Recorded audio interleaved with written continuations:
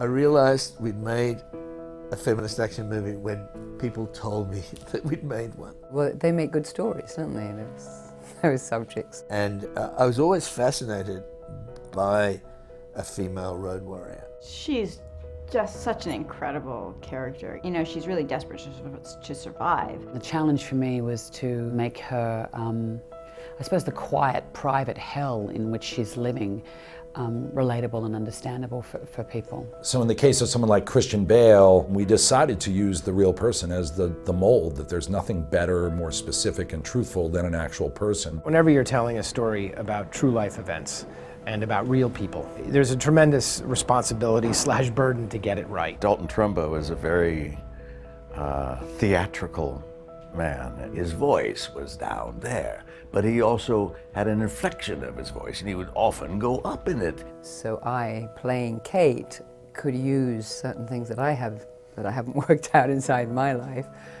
to put into Kate, but that's my secret. And I don't understand why. Both Eddie and I and Tom, went back and tried to find as much information about, Lily and Gerda as real people as we could. I read the script. Tom Hooper sent me the script while we were making Les Miserables. I was sort of attempting to man barricades, and he gave me this piece of work, and it was the most profoundly moving. Well, Ridley was very bullish. The first thing he said was, this script is great, why aren't we doing this movie? Except there were some more expletives in there. Of course it would have been a difficult situation if there was some kid who was just like, I don't like her. But we just immediately got on and became just best pals. The best part about it was because I got to do my own stunts like Tom Cruise. For a little boy, it is a huge ask to play as complex a series of scenes as we shot.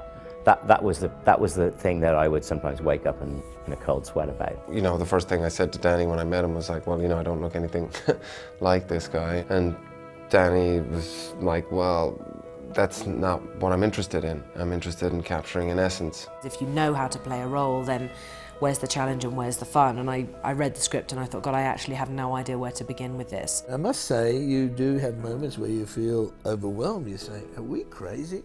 Are we crazy out here doing all this stuff? I was worried that there wasn't really enough for me to do, or that I wasn't going to be bringing enough to it, because it is such a quiet performance. The exciting and scary thing about playing her was the fact that it was so close to kind of my own personal life. With characters, it sometimes just helps talk about every single relationship you've ever had in your whole life. Like, well, I know somebody whose mother did this or father, and then just stories just come from it. I just loved how through a lot of the film she says very little. It's almost like a silent performance, and my character needed to push the narrative along without words. I've played so many incredibly articulate characters in the past. He carried the whole film with very few words. This is a film about show and don't tell. This is an unusual style that we did this movie in. The number one rule of film school is show, don't tell, and we completely broke that rule. But I'm very happy and I'm very proud that we finished and that we survived. But I will never do it again.